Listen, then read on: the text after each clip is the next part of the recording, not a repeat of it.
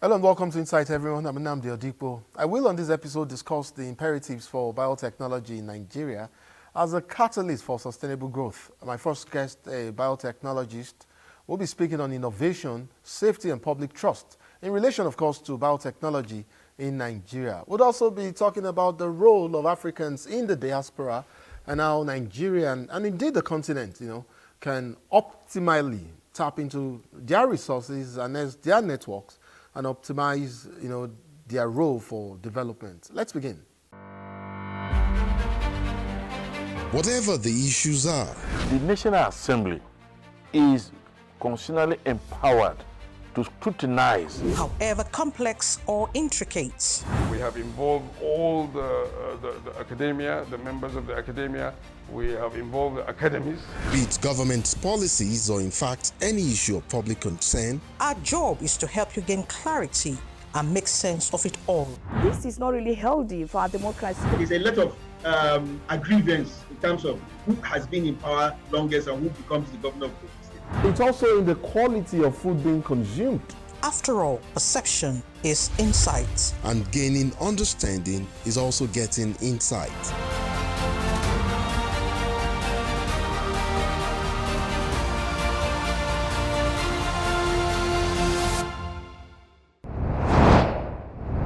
It is a fact that science and technology are now more than ever before, vital, for both economic and sustainable growth. These days, we hear and see how breakthroughs, especially in biotechnology, are changing every facet of life, creating fresh opportunities for developing countries like Nigeria, amongst other things, to catch up faster and quicker economically and, all around, Well, my first guest is a seasoned biotechnologist and an academic with experience in scientific research, innovation policy, and public sector leadership. He is the Director General and Chief Executive Officer of the National Biotechnology Development Agency, NABDA, Professor Abdullahi Mustafa. I'd like to say that under his leadership, the National Biotechnology Development Agency, NABDA, has advanced projects in agricultural, biotechnology, vaccine development, and other bioresource utilization. Prof, I'd like to thank you so much for coming on Insight. It's good to have you here on the program. Thank you very much. Prof, let's just hit the ground running. I would like to know where you think we are currently, or how we're currently doing in terms of R&D in biotechnology in Nigeria. And by that, I mean, how quickly are we closing the gap between the town and the gown? That's what experts like you describe as the knowledge translation gap, or maybe the research practice gap. How rapidly are we moving beyond, some of these laboratory research and translating findings from them into biotechnology, perhaps rather into commercial products and processes? And perhaps you could just solidify this or just consolidate on that question by giving us particular examples, localized examples of patents currently in Nigeria that have been applied in any of the key sectors. Thank you very much. I'm really happy to be here to talk about what we are doing in National Biotechnology Research and Development Agency. And I'm glad that you have asked me this very key, important question. And first of all, I would like to give our viewers an overview of what National Biotechnology Research and Development Agency is. Well. It's an agency of government that was formed about in the year 2001. And we have got our research status in the year 2021 and 2022. And we have got 4 technical department, which is really key to the national development. What we have is agricultural biotechnology, we have medical biotechnology, we have environmental biotechnology, and we have industrial biotechnology. This play a key role in the national development, and in all these areas we are working hard to see that we have developed something that is going to benefit the economy. Most especially you've talked about agriculture in one section, one very small section, which is the GMO crops. We have delivered quite a number of GMO crops, and this is a significant input in the economy of the country. And in the area of other section where we have done a lot of breeding in fisheries, where we provide larger table size of tilapia fish, and we improve the feeding of that fish, even the catfish. We breed the catfish, and we even provide aquaponics, where you can modify the aquaponic system of farming, where we provide a lot of system that are different in different situation. Very common one of them is how to rear the fish at your backyard and then produce vegetable easily and without spending much of your resources. And this has played a significant role in terms of job employment, creating job employment, and then improving the nutritional factor in the food that we eat. And we have also created a lot of market transaction in terms of providing this vegetable and the fish into the market. And you know, Nigeria need a lot of protein, either from meat or from fish. Also, with the coming of the Ministry of Livestock, now we have stopped one research which is key in terms of developing our cattle, so that we stop the importation of cattle from other foreign countries. That cattle, we have devised a means of inseminating our cattle after a long identification of this cattle to make sure that we have got the right choice, so that we breed it with the improved variety from Brazil, Girolando, to provide a large quantity of milk, which is at least 15 to 25 liters per cow per day. And also, apart from that, the meat improvement. And now, with the creation of the Ministry of Livestock, we have handed over, but still we are working hand in hand with them. In the area of agriculture, we are working on soybean, because soybean is key also to the development of our nation. And then we are working hard to see that we have provided the transgenic crop, that is transgenic soybean, where we have to provide the herbicide tolerant soybean. The gene is being transferred from a gene that has been improved to the improved variety of Nigerian soybean, and then we are working towards closing on that. That is going to transform the soybean production in the country. We are working in so many areas of agriculture. Addition is the current situation that we found ourselves recently. We have the ginger blight, most especially in Kaduna. In the problem that had happened within 2022 to 2023, a lot of money has been lost, and then now people have lost interest in farming. About 12 billion naira annually is being lost as a result of this ginger blight, which is caused by the by fungal attack. And this is a serious problem that we have taken seriously. We, as a government agency, we are saddled with responsibility to bring a solution to this kind of problems. And then we have worked now to provide the bio solution to that, where we have the bio insecticide, or you may call it to provide it to spray, that is antifungal, to spray on the ginger, and that is going to give a solution to ginger blight. We have deployed our people now to start trial this season. We have talked with the farmers in Kaduna. They have given us land, And this is the planting season as I'm talking to you. So Yes. we are preparing the ground, and we are taking sample, and we make sure that this is going to be a solution. This is going to be a history in the near future.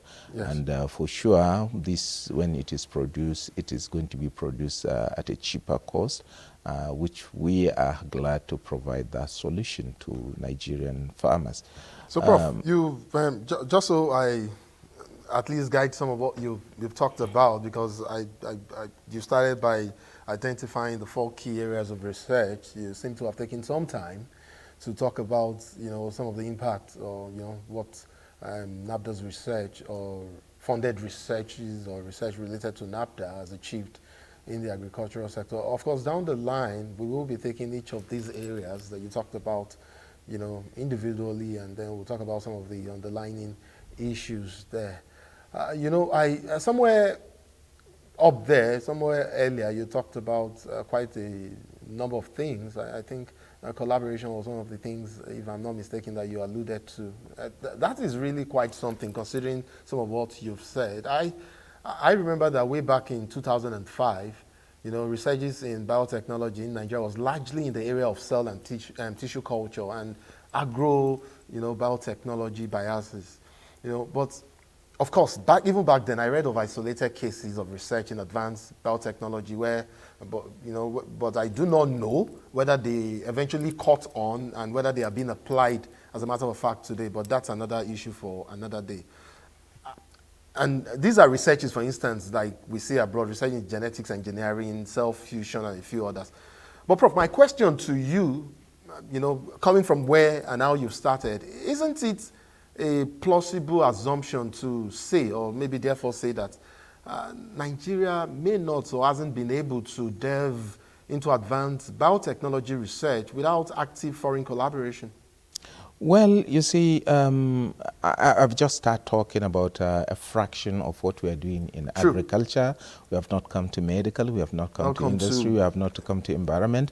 But yes, let us digress into that. You see, knowledge now is being globalized. It's not that we cannot do the whole thing, but whatever we are doing, we do it in collaboration with national and international organizations.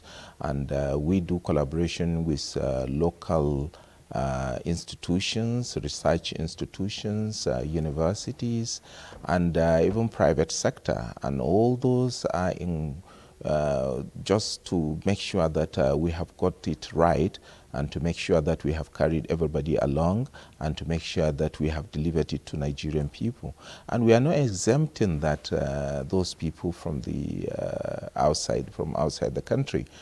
International collaboration is key, because each and every country around the globe is trying to see how they can collaborate with each other to make sure that we globalize the knowledge, we make it one system where we can deliver the best out of what we do. So yes, we have collaboration and so many researches like Are we solely dependent on these collaborations? Like, I know you talked about some of what we've done in agriculture, that's the agricultural biotechnology. Did we achieve some of these on our own, or did we because, I mean, in making this conversation more nuanced, and I'm sure you know that even out there are speculations, there are skepticism, there are, skeptics who have already dismissed some of what we are seeing play out or come out or evolve in biotechnology, especially in this sector, in the agricultural sector.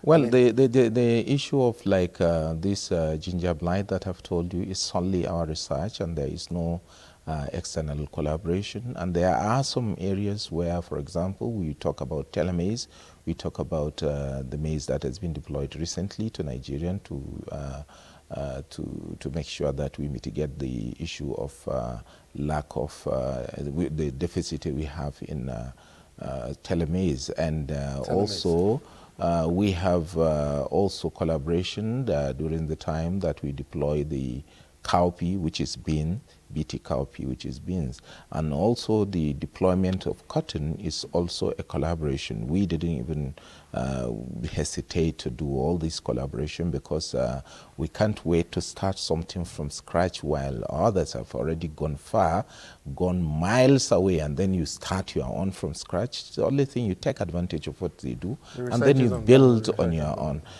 Research, you cannot say you do it in isolation. Any research that you do it in isolation is even questionable.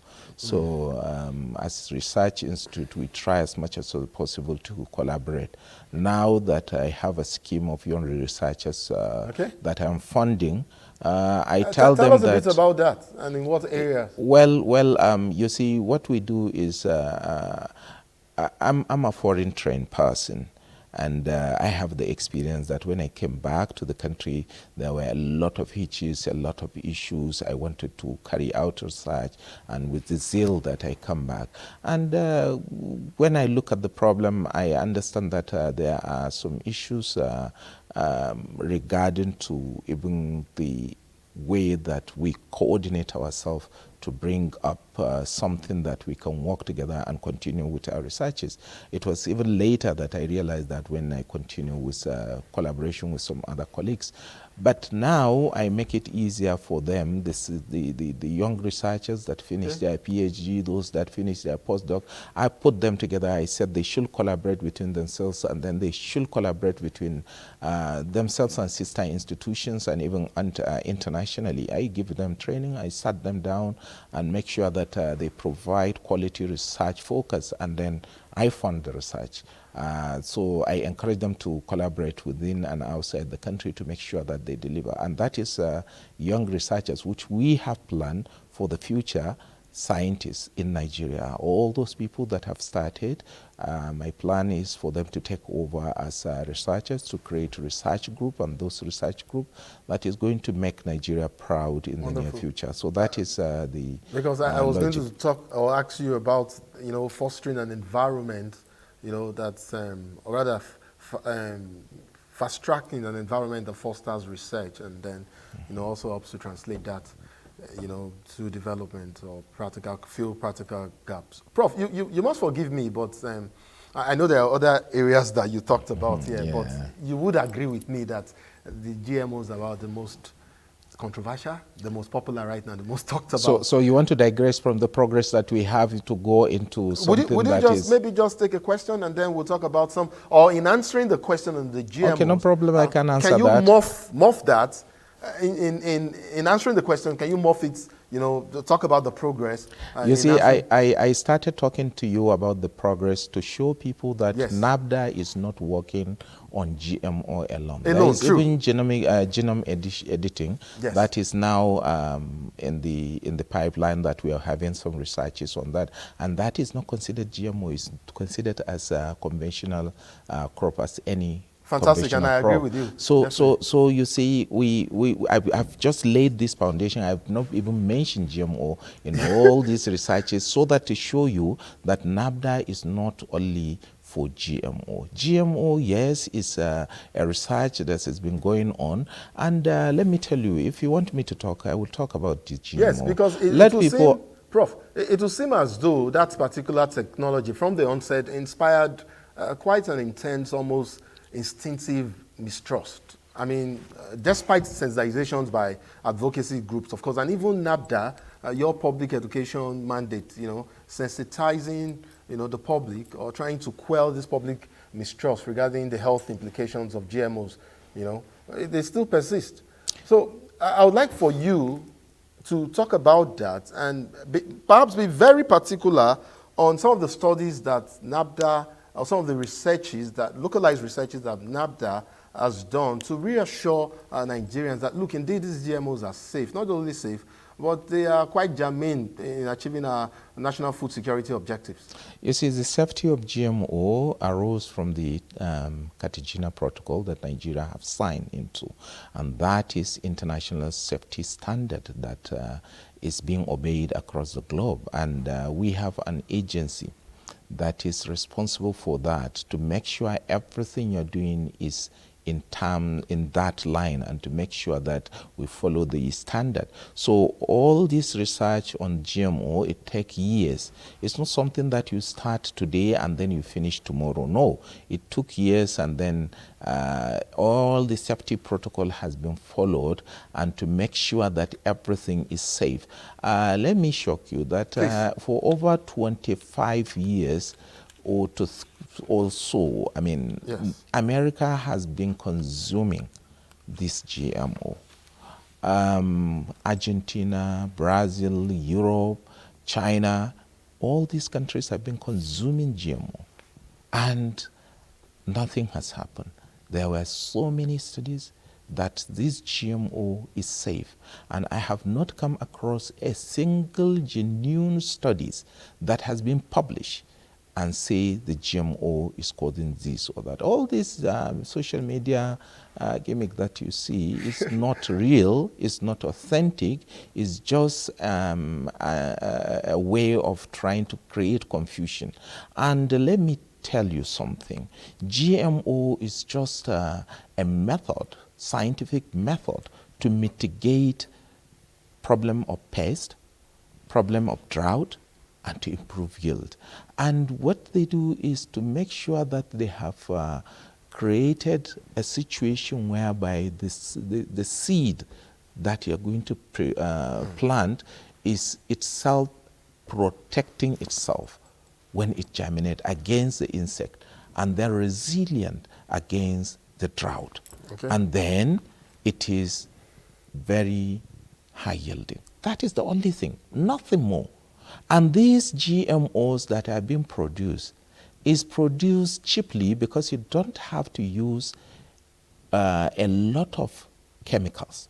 And those people that use chemicals or that produce chemicals are fighting this because they are losing in the market. They are losing because they want us to be using chemicals day in, day out. And if you are using chemicals to deter this pest from the crop, it means you are spending more. It means you are spoiling your environment. It means even your seed or your crop is containing the residue of that chemical. And when you eat, a lot of problems is happening. So look at it. If at all the crop itself is going to protect itself against the insect attack because it produces a protein that is deterring, naturally it will deter the insect away from it. And if the insect is not attacking it, which means you are going to have high yielding. Doesn't it have any other impact on non-targeted pests? No, you see, because part of the argument says that, GMOs have come to, affect or negatively impact the other of. Okay, suddenly now they're careful about the environment. Yeah, well, suddenly, that is a problem. Prof, they are using chemical to destroy the environment. That one they haven't talked. But now, when the insect is being protected, the crop is being protected against the insect, they start talking about the environment. On biodiversity. That is. Aside that, Prof, just one more on this, and we can move on to some of the progress you've made in biomedical and some other areas. Okay, so, there's also this group of critics, that's what they are, people who do not support opponents of GMO adoption in Nigeria. They've often referenced the precautionary principle in the Cartagena Convention that you referenced earlier. It spiked my interest when you talked about it. It basically just talks about the issue of controversy. When there's a controversy on the adoption of GMOs in a certain country, it creates a leeway for countries like Nigeria to perhaps say, okay, you know what, let's wait a bit, let's take a full scientific risk assessment that looks at key areas in the long term, and then we can now arrive on the decision on adoption. Do you think we perhaps jumped the gun there and did not do enough in terms of risk assessment as far as GMO adoption is concerned in Nigeria? Just that, and we'll move on. I have told you that we have a competent body that is responsible for monitoring all the researches. We have a competent body that is responsible for analyzing the product of all these researches. And that competent body are people that are in Nigeria. They are Nigerians, and they are under the Ministry of Environment, and they are scientists, and they carry out so many analyses and researches to prove either they are harmful or otherwise. And they, from their own researches, I've never seen them saying that there is harmful substance in that kind of in our crops. So now, let me tell you something. Please do. If, for example, Nigerians or those naysayers, because they are not like the whole people in Nigeria. There are only few people that have been sponsored to make sure that they have killed that movement of not using chemicals in our product. Because if they are to be sincere to themselves, are they saying that we are using in this country, fertilizer. Fertilizer is supposed not to be used in the country. We're supposed to go back to using manure. Organic. If we are using manure, how much quantity do we have to use? How are we going to source that material? It's going to be a very difficult task, which means if we wait, we cannot feed our people using local manure. Now, Prof, and that is why we improve using fertilizer. It's the same thing. We are not saying we are not going to nobody should use normal seed. But when you use it, there is a problem. You cannot get more profit, you cannot get high yield, you cannot. So we have to move with the change in society. You see, Prof, and when you just raised the issue of seeds and all of that, I got so tempted to continue. But maybe you and I will have a different conversation on GMOs, as it were. But today we're looking at, NABDA generically and expansively, and your interventions and progress made in certain key areas. Let's talk about medical biotechnology. I know you have key partnerships like the one you have with the Vaccines Nigerian Limited. Would you like to talk about some novel, perhaps, therapeutic interventions or projects that have emerged from some of these key, interventions, and how progressively it has evolved in changing or the promises it holds for that sector?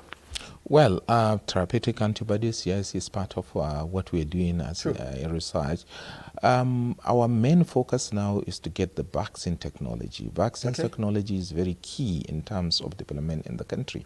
I always say that we have learnt our lesson from the COVID, where everybody locked his country and then nobody can go in, nobody can go out. Everybody depend on himself, and at that time we realized that we need to have our own technology to produce what we want at the time that we want.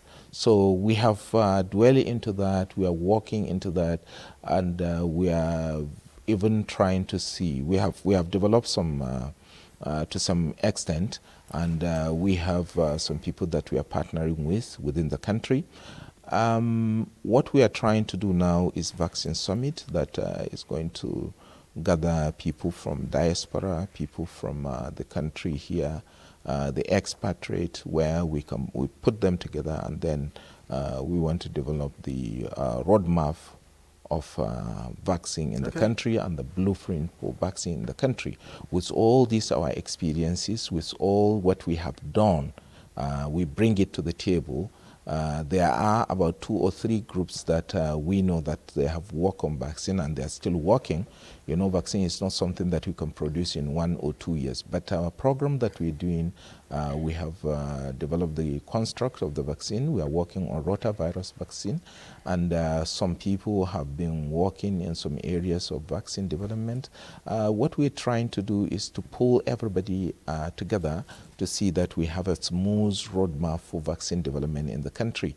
And we are going to call people, our expatriates that are in the diaspora, and put them together and make sure that we have developed the roadmap and the blueprint for the vaccine production in the country. We are working on developing test kits, which is peculiar to our need. For example, recently with this Young Researchers Forum, our research focused on the heavy metals, which Nigeria, you know now, is an emerging country for mining. There are some cases, reported cases of illness around that area, and we found out that heavy metals are contributing to those kind of ailments. Recently, we have had an issue of lead poisoning in Zamfara. So what we decided is to produce a cheaper and easier test kits that you go and use, even anybody can use it. We are closing on that to make sure that we have provide a solution to that, so that for early diagnostic, to make sure that the dosage or the level of these heavy metals in human body is not so serious to cause alarm, but to arrest it, to make sure that it is being arrested at the early stage before it gets worsened. So that also we are working on. That is in the area of medical. So antibody therapeutics, antibody, yes. We're working on that, on the HIV, but we have not gone far on that. But for the drugs and vaccines, we have collaborated because we are deploying the technology of vaccine in the country. We are about to sign an MOU with one company that is ready to start production the insulin vaccine here in the country, so that they transfer the technology. Our people should have the technology to now build on that and produce other vaccines, related vaccines. So the major thing there is to get the technology of vaccine, that insulin. So from there we can move on to produce other related drugs. And also we have seen that in this country we have an issue, a very, very alarming issue as a result of withdrawal of support on the HIV drugs. So now we have signed an MOU with one company in Nigeria that we are going to start producing the HIV drugs here in the country, and there in NABDA particularly.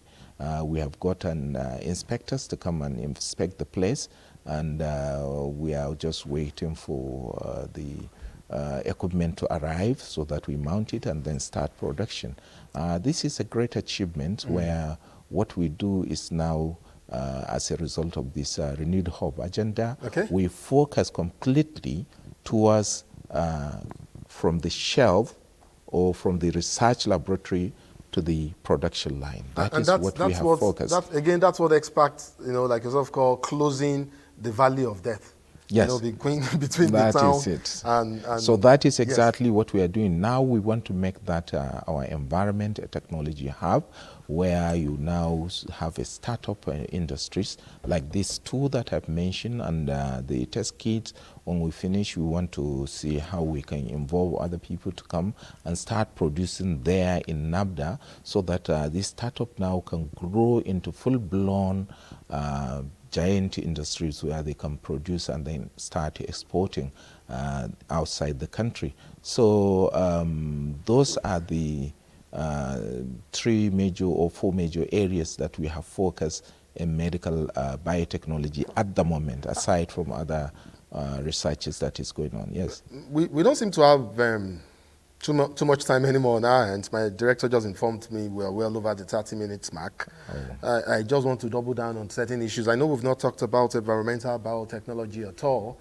I would want for you to talk about the key and core issue of plastic, pollution in Nigeria, as well as it, and how expansive, the project in this area on biodegradable plastics, and perhaps the development of microbial and degradation techniques. Yes. How importantly, and germane some of these researches have been. But Prof, in talking about this depth of field, practical, knowledge, practical gap, and filling them, this is an area where knowledge needs to be significantly tangible. For instance, you have this research, but then how do you cut cost?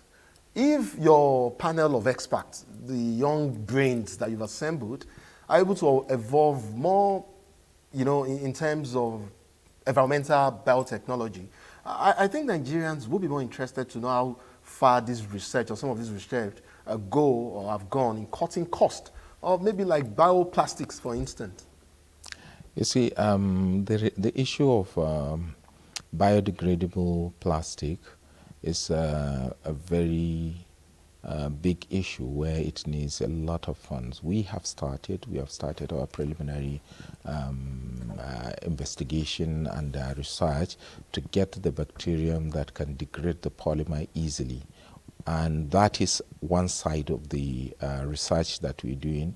And then the second research is to make sure that we have produced biodegradable polymer itself. The current polymer that we have, we're trying to see how we can produce the biodegradable substance that can be used to clear that if at all there is a large heap of that. But the essence is to produce biodegradable polymer, in the sense that whenever you, whatever type of polymer you produce, you can easily, it can easily be degraded by microorganism when you throw it in the bin. So you can easily have... Is that where your mandate stops? Is that what you're saying? Just let's have the technology first. The issue of production will come later. Well, you see, the technology, our own, I've told you that yes. There are priority areas at the moment. True. We cannot do everything at one go. And again, especially when you talked about the issue of funding, and maybe we should land on that, as we conclude or wrap up our conversation, and how germane the issue of funding and having, able to fund research and perhaps establish infrastructure for research, whether with the universities and whether with private sector partners and all of that. How has that affected NABDA, as it were, and what would you say NABDA requires in terms of funding as regards or in relation to its mandate? You see, what I look when I came into office is that when you keep on thinking that, okay, government should provide all the time, government should provide. Yes, government should provide, but I look at a diversification issue, trying Fantastic. to go through another route. That is why I try to now involve industries to come in. Okay. And by the time industry gain confidence in you, they will now sponsor your researches. So that is why we have now started with the production of drugs, the production of insulin, and the production of test kits, and then the companies that are going to produce seeds for the farmers. Also, we have collaboration with them. The companies that are producing meat, so we give them like technical expertise in that line, and then we get some pay, and then we now improve on our researches and then provide our researches. When they see it, they take it up, and then the production will now start yielding some profit for the people that produce it, for NABDA and for the country. And that is a strategy now that I have devised, and then to make sure that we have used the knowledge to expand the economy, to make sure that all the industries are using the up-to-date technology in terms of production. And that is going to be a solution in terms of funding in the country. Perfect. That's good to know. Incidentally, this is all we can take on this particular episode. I know we've not been able to touch all of what we talked about earlier before our interview that we will touch on. But of course, I'll try to create, or the NTA will try to create another opportunity for you to come on our program, in our current affairs program, or indeed would like to have you back on Insight to come talk about progress that NABDA has made in other key sectors as regards your mandate. Director General and Chief Executive Officer, National Biotechnology Development Agency, Professor Abdullahi Mustafa. Thank you so much for your insights on this matter. It's been an eye-opener, as a matter I must confess. Truly, like I did say, I hope you join us again soon on this program. Thank you so much for coming on Insight. Thank you. Now to the subject of Africa's renaissance and how countries like Nigeria can optimize diaspora resource for development. Elizabeth Omori caught up with the President, African Diaspora Union, Archbishop Chukwuebere Obu, and they had a rather interesting conversation on the issue. That comes up next.